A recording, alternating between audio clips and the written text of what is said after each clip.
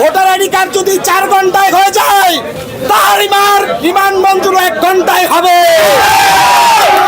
তারেক রহমানের পাসপোর্ট যদি 5 ঘন্টায় হয়, তাহারিমার রিমান্ড মঞ্জুর 5 মিনিটে হবে। যার কারণে তারেক রহমান বাংলাদেশে অবস্থান করতে পারছে, সেই তাহারিমাকে কিভাবে আদালতে ধরে নিয়ে আসা হয়?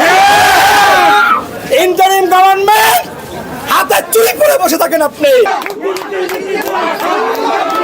আমরা জুলাই যোদ্ধা যে আমাদের বিনা অপরাধে 50 কোটি টাকার মামলা কিভাবে দেয় একটা মেয়েকে, যাকে আমরা যখন তাকে গ্রেপ্তার করা হয় তাকে দেখতেছি একটা মুসুরি এবং একটা চিরা বিছনা চাদর, সেই মেয়েকে কীভাবে 50 কোটি টাকার মামলা এবং রিউমার মতো ছড়ায় যায়, তাহলে বোঝাই যাচ্ছে যে এটা খুবই সুপরিকল্পিতভাবে করা হয়েছে।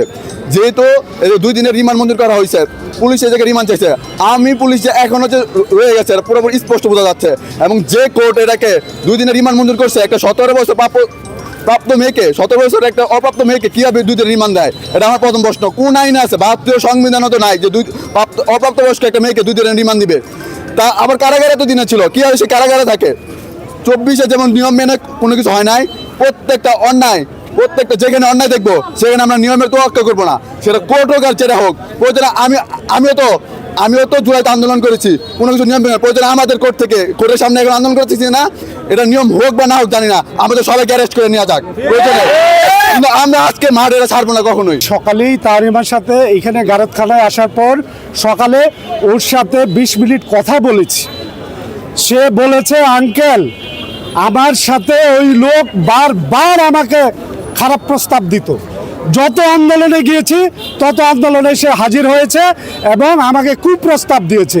আমি তার এই প্রস্তাবে রাজি হই নাই, যার কারণে সে এটা প্রতিশোধ নেওয়ার জন্য আজকে এই 50 কোটি টাকার মামলা সাজাইছে। আমার নামে 50 টাকার মামলাও সে দেখাতে পারবে না। পুরোটাই হয়েছে একটা মিডিয়া ট্রায়াল, পুরোটাই হয়েছে একটা তার উপরে আগ্রাসন। আমাকে একটা বলেন, কোন আইনে আছে, পৃথিবীর কোন সভ্য আইনে আছে একটা 17 বছরের কিশোরীকে 10টা দিন ধরে ওকে জেলে আটকিয়ে রেখেছে কোনো জামিন ছাড়া, কোনো বিচার ছাড়া? 12 তারিখে তার ফার্স্ট ইয়ার পরীক্ষা, যেই আদালত আজকে তাকে রিমান্ড মঞ্জুর করেছে। আমরা তাদেরকে বলতে চাই, এই বাংলায় আপনাদের কুলাঙ্গারদের স্থান নাই। সংগ্রাম